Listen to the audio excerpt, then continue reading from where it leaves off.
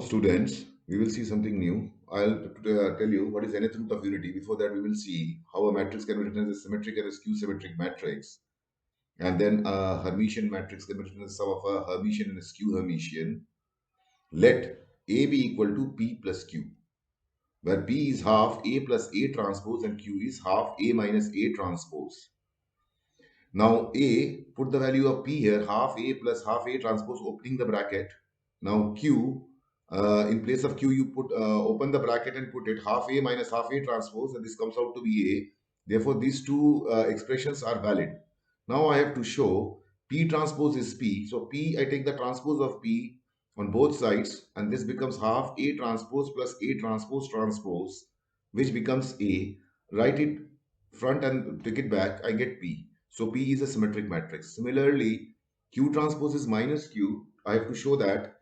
So take the transpose of Q on both sides, and I'll have half A transpose minus A transpose transpose, and this will give me A transpose minus A, which is same as minus half A minus A transpose, which is basically minus Q. So Q is Q symmetric. Now I need to prove that P plus Q, A P plus Q is a unique representation. Let A be equal to R plus S. Let us understand something else. Let R is symmetric and S is Q symmetric. So now, take the transpose on A on both sides. A transpose is R transpose plus S transpose. R being symmetric is, since R is symmetric, R transpose is R, and S is Q symmetric, S transpose is minus S. So these two ideas I have to use here. And then I'll solve these two equations, solving 1 and 2 simultaneously. I'll get R as half A plus A transpose, which is P. Similarly, S I'll get as half A minus A transpose, which is Q. So the representation is unique. Now we will similarly now the second part of the point is how to show that it is Hermitian and a skew Hermitian matrix. What you need to do is that you need to write the same thing as A is equal to P plus Q. And now P you have to write half A minus A star conjugate transpose A star, and Q as half A minus A star. This I am not doing for you. This you can do as a homework wherever ever the transpose symbol is transpose. Just a minute. Transpose. Just a minute. Transpose symbol has been used, has been used. You need to use, you need to change it by a star symbol. That's all. Rest all is remains the same. Now let us understand what is nth root of unity. Before that, I'll make you understand what is cube root of unity. Let me do it. Wait a minute. Cube root of unity. Cube root of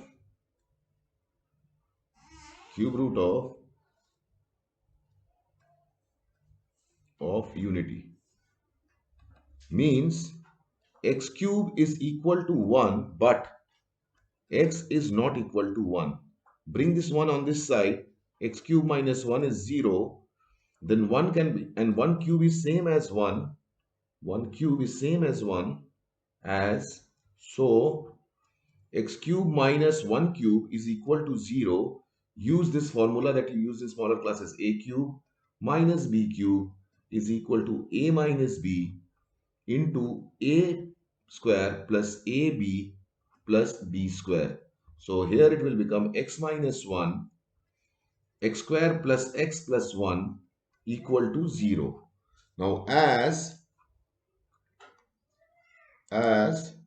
x is not equal to 1, so just a minute. So x minus 1 is never 0. So x square plus x plus 1 is 0. Now, as you have seen in smaller classes, ax square plus bx plus c equal to 0. So x is equal to minus b plus minus under root b square minus 4ac by 2a. Using this, we will find the root. X is equal to, this is 1, so minus 1 plus minus under root 1 minus 4, a is also 1, c is also 1, ac upon 2. So x you will get minus 1 plus minus under root minus 3 by 2. Now let us see, I told you earlier also, uh, see, under root a plus b is never equal to under root a plus under root b, never. Under root a minus b is also never equal to under root of a minus under root of b, but under root of ab is equal to under root of a into under root of b. Similarly, under root of a by b is equal to under root of a upon under root of b. Now, here, using this concept, this concept, under root of minus 3 is same as under root of minus 1 into 3, which is under root of minus 1 into, wait, minus 1 into under root of 3. So this is basically iota, so under root of 3 iota. So x comes out to be minus 1 plus minus under root 3 iota by 2. So x has got these values. X has got value minus 1, just a minute, minus 1 plus under root 3 iota by 2, comma, minus 1 minus under root 3 iota by 2. You can write this as omega or this as omega square or omega square, omega, it hardly matters. So now as x equal to omega comma omega square are the root of x square plus x plus 1 equal to 0.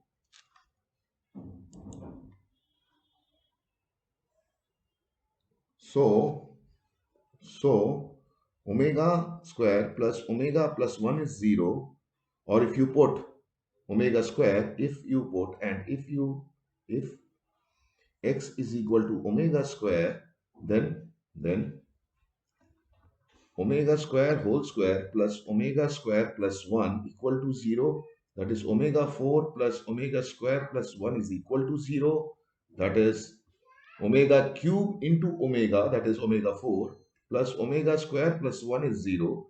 I told you that in the beginning, I told you, see here, I told you x cube, x cube, x cube is equal to 1. So now this omega cube will be equal to 1, omega cube will be equal to 1. Therefore, this expression will become omega plus omega square plus 1 equal to 0. This is very important. This is for, now you see one more expression.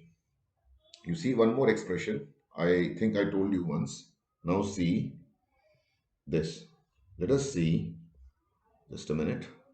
Wait a minute. Euler's formula.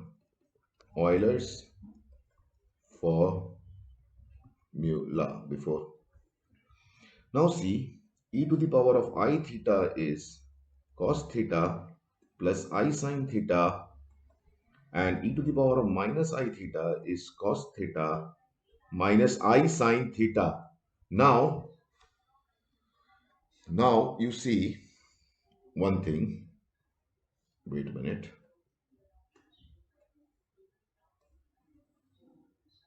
Now see, cos n pi is always minus 1 to the power of n. Example, if I take cos pi, then n is 1, then I get minus 1 to the power of 1, and that is minus 1.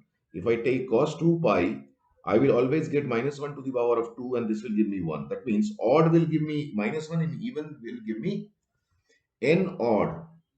N odd will give minus 1, and n even will give will give plus 1. Now, sine n pi is always 0. Now, let us see cos 2n plus 1 pi by 2 is always 0 for n equal to 0, 1, 2 and so on and so forth. Or in some books you will see cos 2n minus 1 pi by 2 equal to 0 for n equal to 1, 2, 3, so on and so forth. Now, if I write, sine 2n plus 1 pi by 2, see what happens. See what exactly happens. You can see now at n equal to 0, 1, 2, 3 and so on, you will get 2n plus 1, you will get as pi by 2. 2n plus 1 first you will get as 1, then 3, then 5, 7, 8, 9, 11, sorry, not 8, sorry, not 8, all odds, extremely sorry. This is 9 and then 11. At 2n plus 1 pi by 2, what you will get is, wait, you will get pi by, wait a minute, you will get pi by 2, wait, you will get pi by 2, comma 3 pi by 2, comma 5 pi by 2, comma 7 pi by 2, comma 9 pi by 2, comma 11 pi by 2.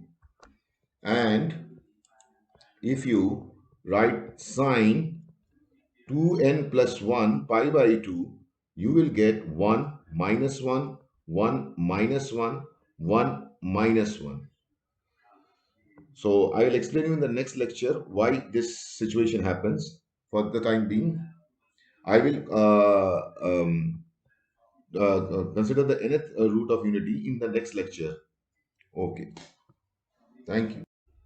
Now we will see this trigonometric angles. Cos 2x is 2 cos square x minus 1 equal to 1 minus 2 sin square x is equal to cos square x minus sin square x is equal to 1 minus tan square x upon 1 plus tan square x. Wait, let me write it a bit more clearly. This one, tan square x, tan square x. Now tan square x, if you cross multiply this all, you will get 1 minus cos 2x and 1 plus cos 2x. Similarly, sin 2x is 2 sin x cos x and 2 tan x by 1 plus tan square x. This all is needed later on, but I'm giving you all this right now so that everything is in the one place for your reference. Tan 2x is 2 tan x, 1 minus tan square x. Sin 3x is 3 sin x minus 4 sin cube x. Cos 3x is 4 cos cube x minus 3 cos x. These are just the things which you will come to remember with the usage. By the way, try to write it once or twice so that you people start remembering them. Tan 3x is 3 tan x, 1 minus tan cube x, and 1 minus 3 tan square x. Cos x is 1 minus 2 sin square x, x by 2. Listen here.